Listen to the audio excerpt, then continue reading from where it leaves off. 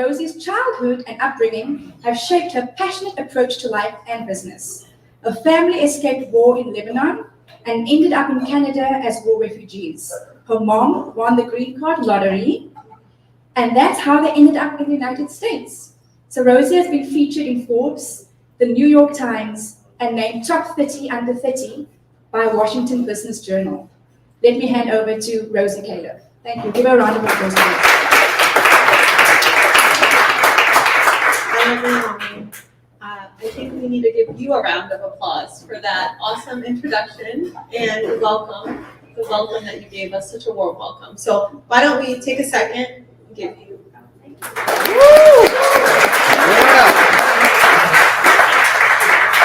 Hi, everyone. I'm Rosy. Super excited to be here. How's the sound? Loud? Good? Okay, cool. So I am Rosy. I am the founder of Surprise Ride. I started the company when I was still in college. More on that in a second. But before I get into kind of my journey, I want to be as helpful as possible, sharing my failures, my wins, and the journey of being a founder, which, you know, I think mainstream media has made it very glamorous, but if you are a founder, you know that it's far less than glamorous at various times. So just a quick round, hands up, if you are an entrepreneur or would like to be an entrepreneur. I'd just like to get a sense of the room. Awesome. Okay, very helpful. And how many of you already have a company right now or are in the process of actually starting a company? Okay, super. Awesome. So I know I have 20 minutes with you, which isn't too long, so I'm hoping I'll share my story, some of the lessons learned along the way, and then I would love to hear from you and you know, hear your stories and any questions and if I can be of help. So I started the company when I was still in college. I actually founded Surprise Ride with my sister, and we created over 100 products by the time we sold the company, and they were all about getting kids off technology. So we created hands-on projects. We published over 15 books by the time we had sold the company, and they were all centered around a different theme. So we would take the kids on a ride, and that's where the name comes from. And when we started the company, Uber wasn't even around. And so by, you know, after we had raised some rounds of funding and Uber had kind of taken off, people would ask us, you know, why'd you name it Surprise Ride? Am I going to go on a surprise ride? And we're like, no. Uber wasn't around at the time. So this is the name. The name is, you know, we take kids on a ride through their imagination. And that's how we named it. But we founded it really from memories of our own childhood. So my dad's an artist, and growing up, I would do a lot of creative projects with him and my sister, and that's sort of how we got the idea of creating a product that would get kids to really disconnect from technology and from the iPad and do something in the real world and learn. And so that's kind of the impetus of starting the company. So when we kind of got the idea for it, we created our first product, and we launched a really, really ugly website. And we learned to code, we kind of created it ourselves. We met up with a friend of ours at a local Panera and asked him if he would help us just create the website, as I'm sure many of you have done now. And at the time, this is about 7 years ago or 8 years ago, we didn't have, you know, the same tools that we have now. So Squarespace is making it very accessible. You know, Shopify and whatnot is making it really accessible for all of us to start websites really easily. But at the time, it was a little bit different. And so we created this really, really ugly website, and we actually got our first customer when we were still testing the site. And me and Donna were like, I called Donna right away, my co-founder, and I told her, what did you do? There's this woman in here named Nicole was her name, and she stayed our customer for many years. Who is this person? You know, and she said, I don't know her. And it was just a moment where we looked at ourselves and thought, oh my God, we have something here, maybe.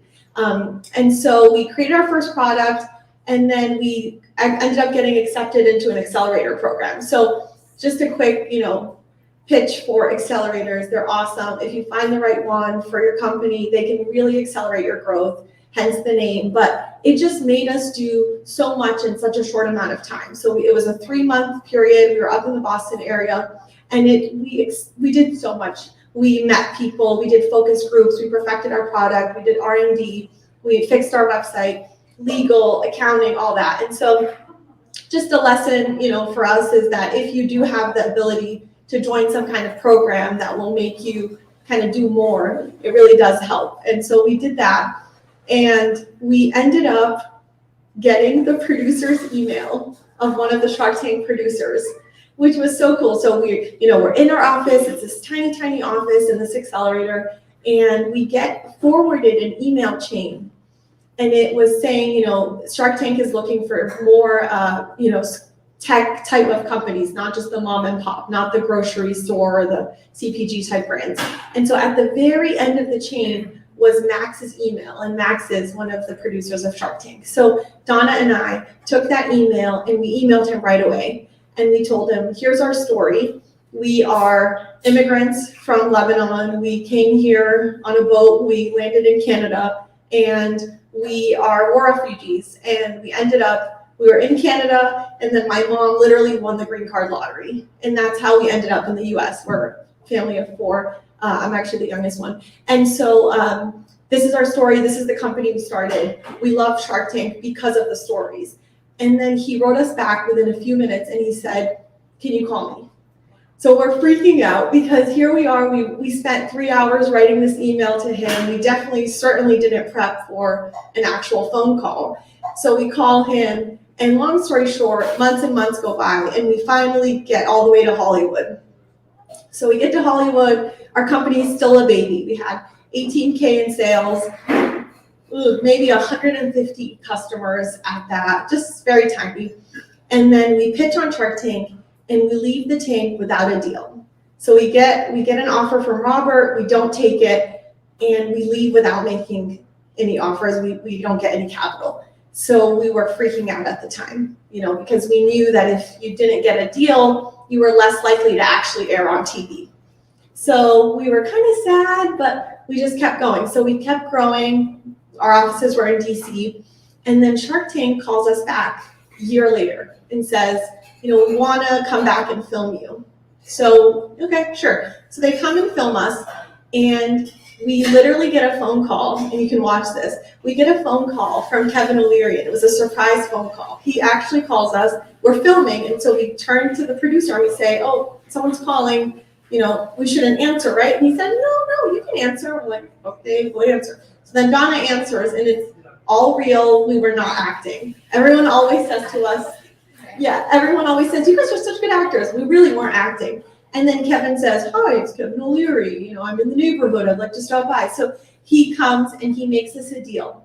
And it was the first time in Shark Tank history that he had come back after he had said no to a company and made them an offer. So it was super cool, and just such a pinchy moment. It was such a pinchy moment for us. And we made a deal with him. We kept growing our business, and we got to a point where we had millions in sales. So just to kind of give you guys some sense, so we had 18K when we went on Shark Tank. That year, we ended the year over $1 million in sales. So it was just ridiculous growth, because Shark Tank does that, right? The Shark Tank effect is really powerful. It's kind of like the Oprah effect. There's 8 million people that watch that show. And so our growth kept growing, in that way. And so we had to grow our team. We had to raise more funding, and it was just such a ride, but just so many lessons along the way. I'd like to share a few of them. We ended up, so that happened, and then we ended up selling our company years later, to a company called Fat Brain Toys, big toy company, and Surprise Ride is still doing its thing. You could still buy our products. You could still see it. It's very cool. I just love that we were able to find a partner that could continue the legacy of what we had created. That was really important to us. And we obviously went on to do so many different things after that. But one of the lessons I learned from Shark Tank and from starting my first company was how important it is to take risks. I think so many of us believe that, there's so many people out there. What are the chances someone's going to read my email? Or what are the chances I'm going to get picked? And you won't win the lottery if you're not playing the game, right? And so that was big for us. And I think even our mom, I have to give her a shout out. She's not here, but she was someone who, she is someone who just always believed that it was possible. And, even when, everyone told her, oh, that's a scam, there's no such thing as the green card lottery, it's not going to work out. She had 4 kids and she had to find a way to make it happen. And she applied, and we had, a typewriter, and my sister Donna helped her, and we ended up winning, and millions of people literally apply to that a year, right? And so I think just as a founder, it's so important for you to be willing to take risks. And I think it's so important to know that the risks get harder to take as you get deeper into your company. So if you're in year 1, do everything, go balls to the walls, take all the risks. Because when you're an established founder and you're in year 5 of running your company, it's going to be very difficult for you to take the same types of risks, right? You have so much more on the line. You have payroll, and you have a reputation, and so many other things that are factoring into your risk-taking ability.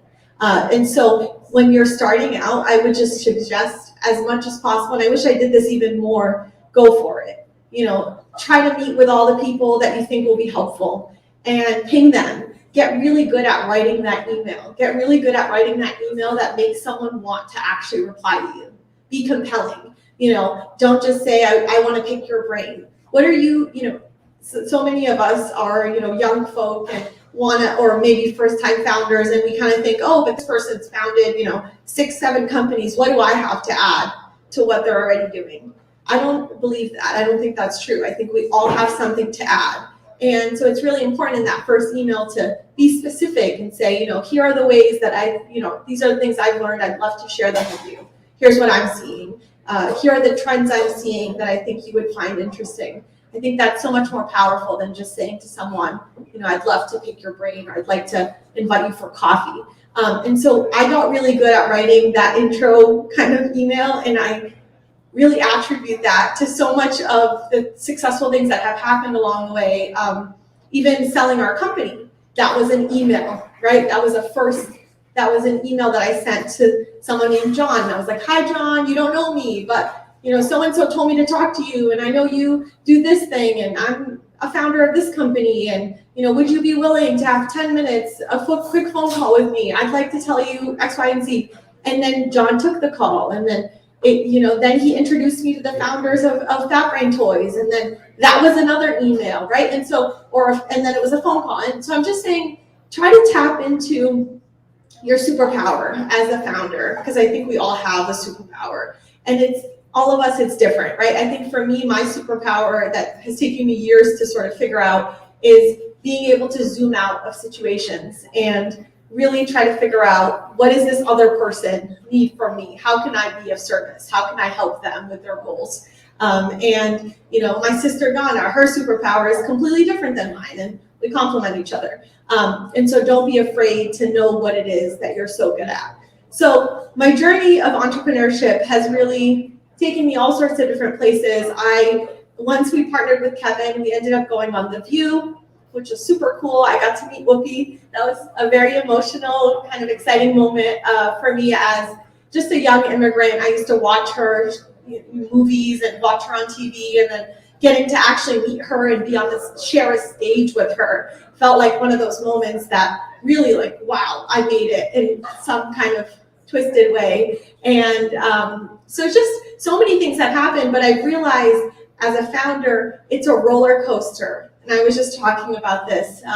It's a roller coaster, right? The highs are so high. Oh my God, I'm going on The View, I'm meeting Whoopi. And then the lows are so, oh my God, there's no money in the bank account. We need to pay our employees. What are we gonna do? And it's so low, and it's so crucial to figure out how we can just ride in the middle of all of that excitement and just be neutral as much as possible. And I think you do that by talking to people, asking for help, knowing that you can't do it all on your own.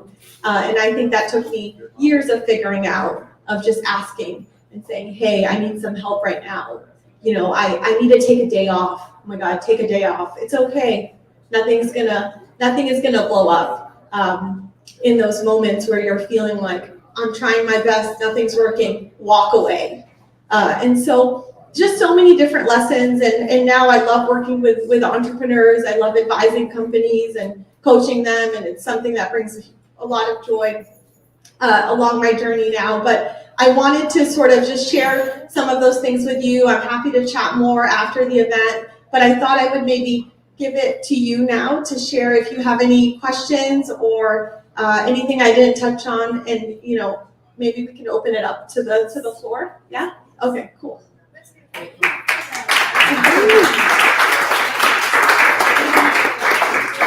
Yeah, thank you for sharing that. I really honestly just wanted to hear your entrepreneurial journey. And if anybody has a question right now, please. Anybody have a question? I could go ahead and ask the first question, but do we have anybody in the audience?